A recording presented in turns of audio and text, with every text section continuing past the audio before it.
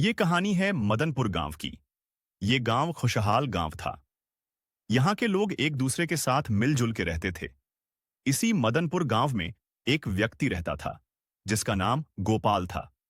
एक दिन अचानक उसे अपने दोस्त की याद आई और वो अपने दोस्त से मिलने पास के गांव में जाने लगा। उसका दोस्त बचपन से गूंगा और लंगड़ा था। गोपाल अपनी मस्ती में चला जा रहा था।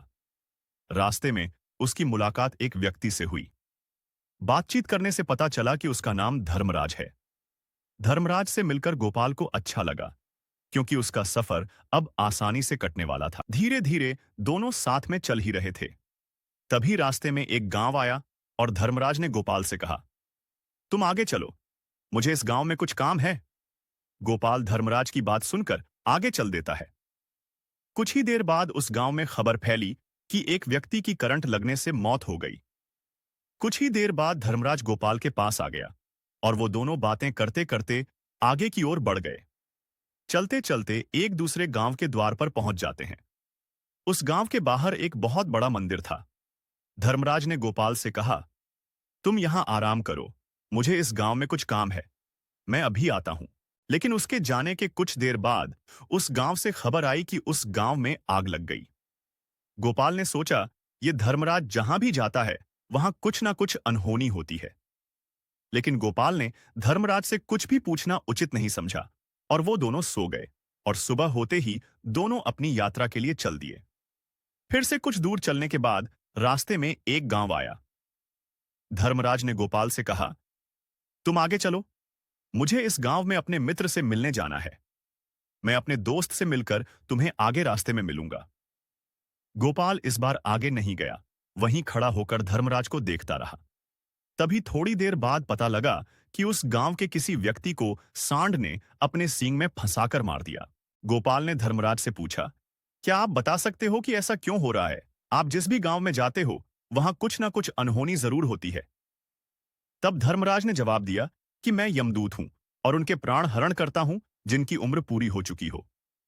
गोपाल को पहले धर्मराज की इस बात पर यकीन नहीं हुआ, लेकिन हिम्मत करके गोपाल ने पूछा, अगर आप सच में यमदूत हो तो बताओ, अगली मौत किसकी होगी? धर्मराज ने जवाब दिया, अगली मौत तुम्हारे मित्र की होगी जिससे तुम मिलने जा रहे हो और जिसका कारण भी तुम होंगे। गोपाल ने कहा, इससे अच्छा तो यही होगा, मैं उससे मिलने ही ना जाऊं तो उसकी मौत ही नहीं होगी।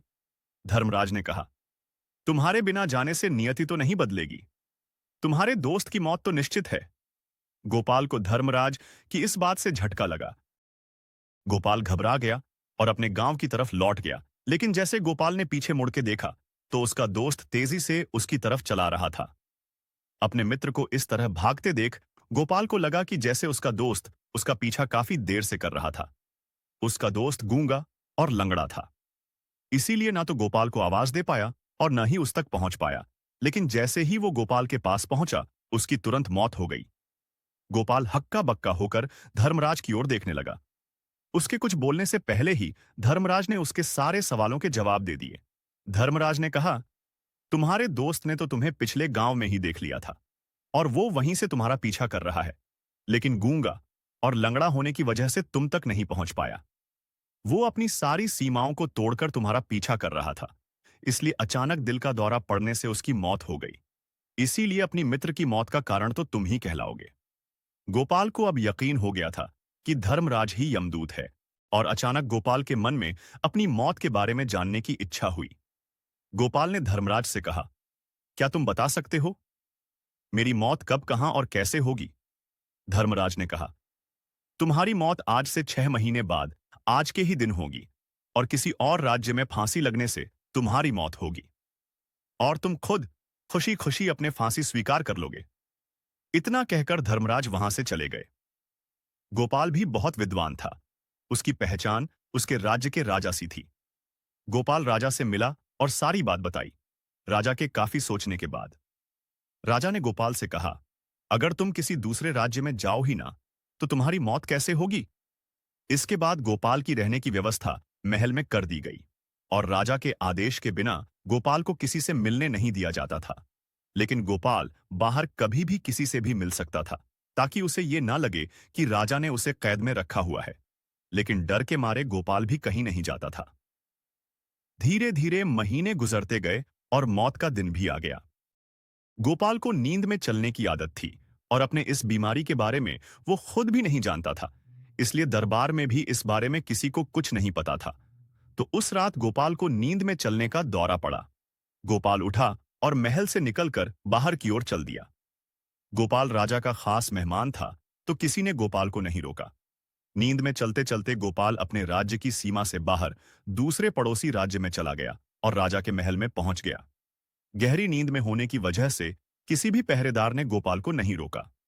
गोपाल सीधा राजा के कक्ष में पहुंच गया, जहां राजा रानी सो रहे थे, और गोपाल भी उनके पास जाके सो गया। सुबह हुई तो राजा ने गोपाल को अपनी रानी के बगल में सोया देखा तो राजा क्रोधित हो गया। राजा ने गोपाल को तुरंत फांसी देने का हुक्म सुनाया। फांसी की सजा सुनकर गोपाल कांप उठा।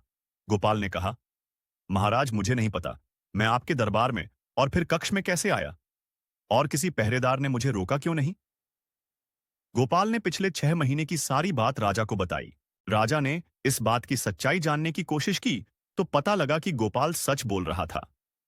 राजा गोपाल की मौत का कारण नहीं बनना चाहता था, लेकिन उस राज्य के राजा के सामने एक समस्या थी कि वो निर्दोष को फांसी नहीं देना चाहता था, लेकिन अपने कथित से भी पीछे नहीं हट सकता था।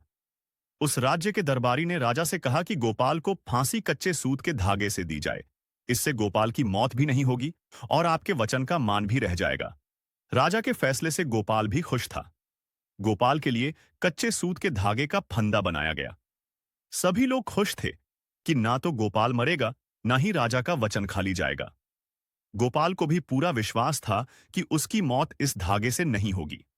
लेकिन जैसे ही गोपाल को फांसी पर चढ़ाया गया, गोपाल के गले की नस सूत के धागे से एक झटके में कट गई और गोपाल जमीन पर गिर गया और तड़प कर मर गया। श्रीमद् भगवद गीता में भगवान श्री कृष्ण ने कहा है, जो होना होता है वो होकर ही रहता है। हम चाहे कितनी ही सावधानी बरते, कितना ही उपाय कर लें, लेकिन घटना और घटना की पूरी प्रणाली पहले से ही तय होती है, जिसे हम थोड़ा सा भी इधर उधर नहीं कर सकते।